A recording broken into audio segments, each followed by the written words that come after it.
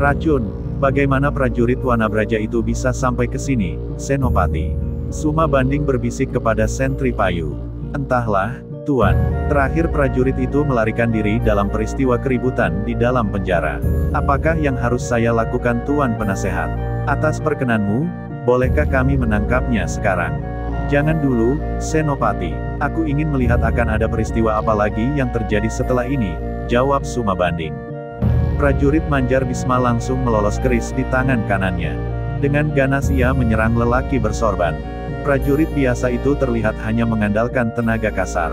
Lelaki bersorban membiarkan saja keris lawan menusuk ke arah lambungnya. Des! Keris Manjar Bisma menghujam dengan kerasnya ke tubuh lawan. Anehnya meskipun keris itu terlihat menancap di perutnya, lelaki bersorban bergeming dari berdirinya. Di ujung bibirnya ia terlihat tersenyum simpul. Di saat bersamaan, Manjar Bisma merasakan tangannya yang memegang keris terasa dialiri oleh tenaga panas. Engkau telah keracunan tenaga dalamku, Kisanak. Dengan bobot racun di dalam tubuhmu sebelumnya, dan ditambah dengan racunku yang sekarang, maka jangan harap engkau dapat melihat sinar matahari lagi besok, hahaha. Mengapa dadaku sangat sesak seperti ini? Aku sudah bilang baru saja kepadamu. Tubuhmu saat ini penuh dengan racun. Bagaimana engkau bisa melukaiku? Kepandaianmu yang tak seberapa ini menunjukkan bahwa kedepannya engkau harus menguasai ilmu kanuragan agar karirmu sebagai prajurit cepat naik kelas. Cepat engkau berikan obat penawarnya. Aku tak butuh nasihatmu yang kapiran itu, ujarnya jengkel. Kalahkah dulu aku, Empu Saliwan terkekeh. Tiba-tiba prajurit Manjar Bisma terhuyung ke belakang. Matanya terpejam dan kedua tangannya mengembang. Dengan diawali ayunan kedua tangannya, tubuhnya berputar seperti gasing. Ia sepertinya telah hilang kendali. Putaran tubuhnya itu lama-kelamaan menjadi semakin kencang dan gulungan tubuhnya itu menyerang Empu Saliwan. Hei, ada orang pandai yang menyusup ke raga prajurit mabuk ini. Keluarlah. Empu Saliwan membuka 5 jari tangan kanannya dan memukul tubuh lawan yang terus berputar. Des! Manjar Bisma terpental hingga membentur pembatas arena dengan penonton. Tubuhnya yang terbaring sempat bergerak-gerak liar kemudian diam. Prajurit jaga segera membawa tandu dan membawanya ke ruang pengobatan. Aku mengaku kalah, ujar Empu Saliwan. Usai memukul Manjar Bisma, ia terdorong ke belakang hingga 3 tombak. Dari sela-sela bibirnya terlihat darah segar. Ia segera melompat mundur ke arah tempat jagoan Malaka menonton pertandingan. Saliwan duduk bersila mengatur nafasnya dalam semedi. Seorang lelaki sepuh bersorban yang sedari tadi mengamati jalannya pertarungan dengan tenang, menghampiri Saliwan yang tengah bersemedi. Dengan cekatan lelaki itu terlihat menyentuh pundak Saliwan dengan tangan kanannya. Perubahan segera terlihat. Jika sebelumnya nafas Empu Saliwan terengah-engah, tetapi setelah mendapat sentuhan di pundaknya, nafasnya segera teratur. Kejadian aneh itu sempat membuat penonton bergumam riuh rendah. Pembawa acara kembali naik ke atas panggung untuk menenangkan penonton. Berkali-kali ia memberikan isyarat dengan kedua tangannya agar penonton kembali tertib. Tolong semua yang hadir untuk tertib. Kita masih mempunyai banyak ahli bela diri yang belum turun ke arena. Karena pertarungan aneh ini membuat utusan dari kedua kerajaan tak dapat melanjutkan pertarungan, maka kami akan kembali mengundang utusan dari kerajaan Aceh untuk naik ke atas arena, tukasnya. Seorang lelaki muda berkumis tipis menggunakan tanjak dan bersarung rumpak bermotif ukiran bunga berkelebat naik ke atas panggung. Wajahnya terlihat bersinar memancarkan aura persahabatan. Semua penonton yang melihatnya segera jatuh hati. Ya, lelaki muda itu memang terlalu tampan untuk ikut pertarungan yang mungkin saja dapat membahayakan jiwanya. Perkenalkan, hamba bernama Bentara Kemari. Hamba mewakili kerajaan Aceh, ujarnya dengan suara ramah. Beri sambutan yang meriah untuk sahabat kita Bentara Kemari. Suara pembawa acara segera lenyap berganti tepukan tangan penonton. Yang akan menjadi lawannya adalah utusan dari Kesultanan Langkat. Tunggu dulu, kita sudah sepakat tadi dengan aturan baru. Siapa yang menang, maka dia akan menantang seluruh utusan dari kerajaan lain. Jika melihat hasil pertarungan tadi, maka pihak kami belumlah kalah. Oleh karena itu, utusan dari kerajaan Aceh itu akan bertarung denganku.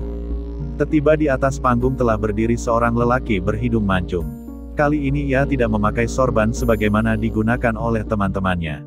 Lelaki itu memakai ikat di kepalanya. Hei, siapa engkau ini? Mengapa seenaknya saja naik ke atas panggung?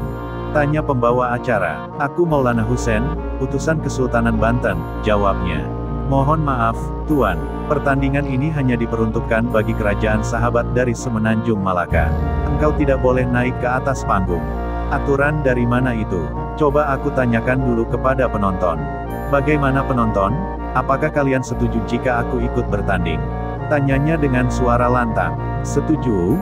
Jawab penonton berbarengan. Nah, engkau sudah dengar sendiri. Penonton menghendaki aku ikut bertanding. Aturan apalagi yang hendak engkau pakai untuk melarangku? Sindirnya sinis. Tetapi, engkau adalah tamu yang tidak diundang. Tak diperkenankan engkau bertanding. Suara pembawa acara terdengar meragu. Matanya melirik ke arah Suma Banding seperti mencari pembenaran. Penasehat kerajaan yang bijak itu kemudian mengirimkan pesan suara ke telinganya. Penonton menghendaki orang itu. Izinkan saja ia jadi peserta, bisik Suma Banding. Bagaimana penonton? Aku sedikit meragu dengan kepandaian orang ini. Benarkah kalian setuju jika ia untuk ikut bertanding? Setuju? Jawab penonton lantang. Baiklah jika begitu. Hei anak muda, jangan salahkan aku jika nanti kulitmu yang mulus itu lecet dan mulutmu yang mungil itu robek. Penonton mengizinkan engkau ikut bertanding. Selanjutnya engkau akan menghadapi wakil dari tuan rumah. Saya panggilkan Tuan Depati Santun untuk menghadapimu.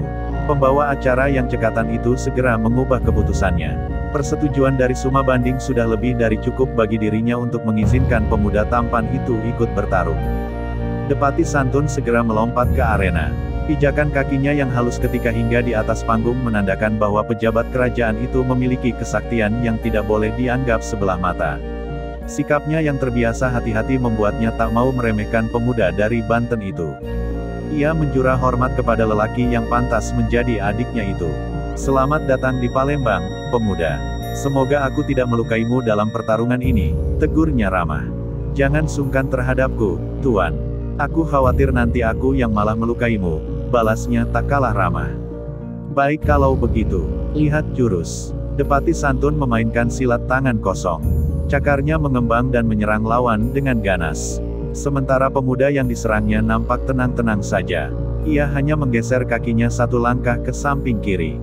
Tiba-tiba tangannya telah memegang kipas terbuat dari baja.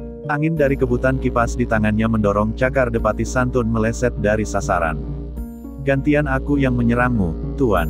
Lihat kipas. Pemuda bernama Maulana itu langsung menotok ke arah pundak lawan tandingnya. Melihat lawannya bergerak menghindar, ia merubah arah totokannya ke arah kaki lawan. Depati Santun yang berpengalaman segera mafhum jika pemuda yang dihadapinya itu bukan pemuda sembarangan.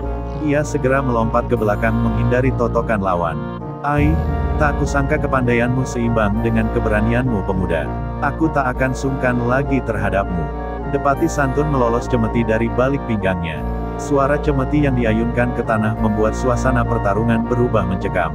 Cetar, cetar, suara cemeti membuat pemuda belia itu terlihat gugup. Ia menghirup nafas dalam-dalam dan menyambut cemeti lawan dengan pukulan kipas. Centrang, beradunya dua senjata itu suaranya memekakkan telinga. Tangan Depati Santun terlihat bergetar hebat. Sementara lawannya justru menyeringai seperti mengejek. Dalam hal adu tenaga dalam ternyata Depati Santun kalah kuat. Benar-benar pemuda yang tak bisa dianggap enteng ternyata engkau pemuda. Biarlah aku mengadu jurus pamungkas denganmu. Silakan, Tuan. Aku sedari tadi sudah menunggu jurus pamungkas darimu. Depati Santun menyimpan cemetinya. Ia kemudian terlihat mengempos tenaga. Kedua kakinya digeser ke kiri dan ke kanan, sementara tangannya dipukul bergantian ke depan. Ia mengumpulkan tenaga dalam di bawah pusarnya dan bersiap memukul lawan dari jarak jauh. Secepat ini engkau ingin menyudahiku, Tuan. Jangan salahkan jika engkau yang akan terpental keluar arena, ujar pemuda itu. Terimalah pukulanku, Hiat, Ai, Hoak. Entah apa yang terjadi dengan Depati Santun. Sebelum ia mampu melepas jurusnya, tiba-tiba tubuhnya bergetar dan ia muntah darah. Langkah kakinya terhuyung ke belakang. Ia sepertinya tak mampu melanjutkan pukulan. Di saat bersamaan, pukulan yang dilepaskan pemuda itu menuju ke arah tubuhnya yang sempoyongan. Selamatkan Depati Santun. Nyawanya terancam bahaya. Suma Banding berteriak kencang. Jaraknya yang jauh dari arena membuat ia hanya bisa berteriak minta bantuan.